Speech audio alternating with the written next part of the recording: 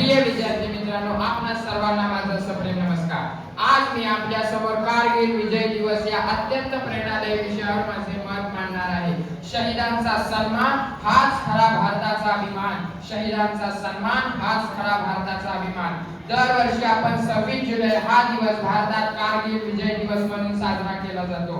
1999 साली पाकिस्तानच्या घुसखोरांनी कारगिल मधील सर्वात उंच पर्वतांवर बेकायदेशीरपणे कब्जा केला। त्यांना परत धुसकावून लावण्यासाठी भारतीय सैन्याने ऑपरेशन विजय हाती घेतले आणि अत्यंत कठीण हवामान, उणे तापमान, बर्फाच्छादित पर्वत आणि शत्रूच्या गोळीबारालाही न घाबरता आपल्या वीर सैनिकांनी अद्वितीय शौर्य दाखवले आणि अखेर 26 जुलै 1999 साली भारताने ऐतिहासिक विजय मिळवला।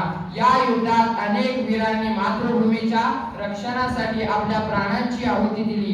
Captain Vikram Batra, captain Manoj Kumar Pandey, grenadier Yogendra Singh Yadav आणि रायफलमन संजय कुमार या अनेक वीरांनी आपल्या शौर्याने इतिहास घडवला। त्यांचे बलिदान नेहमी भारतासाठी प्रेरणादायी आहे।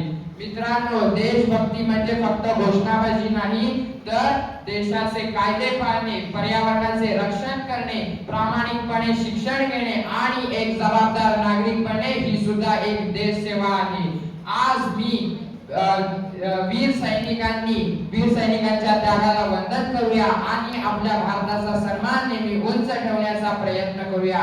शहीदांचे बलिदान कधी व्यर्थ जाणार नाही, शहीदांचे बलिदान कधी व्यर्थ जाणार नाही आणि भारताचा तिरंगा कधी झुकणार नाही, भारताचा तिरंगा कधी झुकणार नाही। धन्यवाद।